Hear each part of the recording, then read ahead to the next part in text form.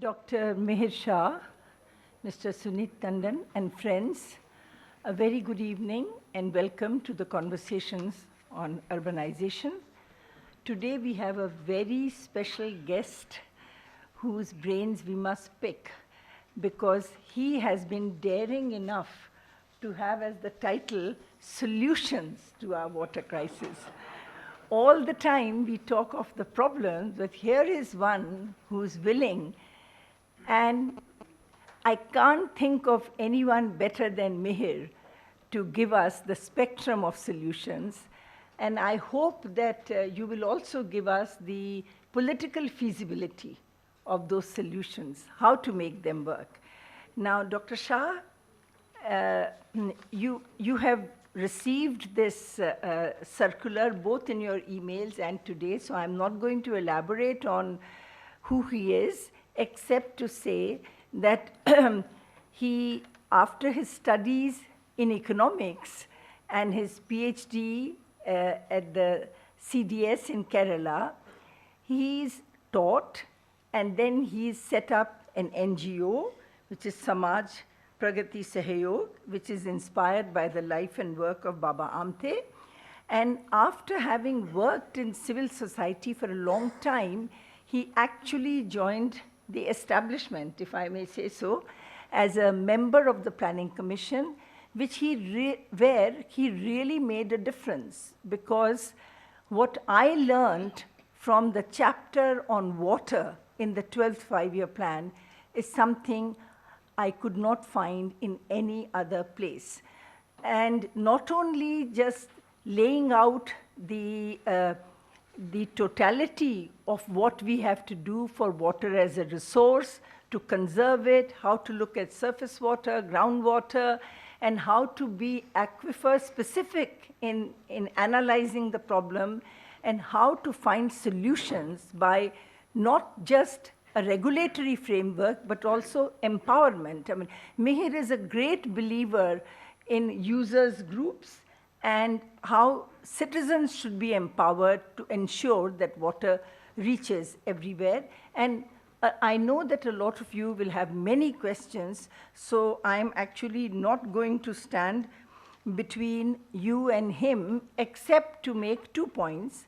One is that I was very heartened to find that in the new government, they had appointed a committee, in fact, 2 committees that Dr. Mihir Shah was chairing on restructuring the Central Water Commission and Central Groundwater Board, and also a committee to draft the National Water Framework Law and the Model Groundwater Bill.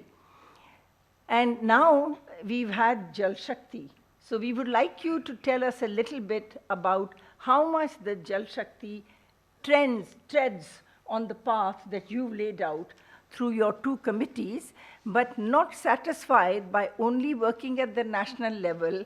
He's now heading an expert group set up by the Madhya Pradesh government on water. And there again, we'd like you to tell us that do you think that today, to address the water problem, we should really be looking at states? And then, in particular, we know that a large chunk of our water is used by agriculture and not very efficiently. But what are we to do in urban India to address the crisis which is really staring us in our face? So with those words, I would request Dr. Shah to make his remarks. And as usual, we expect him to take about 15 minutes. And then after that, questions can be not only on what he says, but anything that comes to your mind, and he will provide a solution. Thank you. Thank you, Isha, for those kind words. And so nice to see my friend from college more than 40 years ago. So Sunit, thank you for having me, and thank you, ladies and gentlemen, for being here. I regard water as the single most important issue, not only facing India, but the planet as a whole. And it's not merely an issue concerning the daily lives of citizens, which we all know it is, but I used to often tell Dr. Manmohan Singh, when he was Prime Minister, that, the growth rate that so many are so concerned about, and, there's so much discussion on 5%, 7%, 8%. I think people don't sufficiently make the connect between what we are doing to the water economy of this country and the possibilities of that growth rate being achieved by the economy as a whole.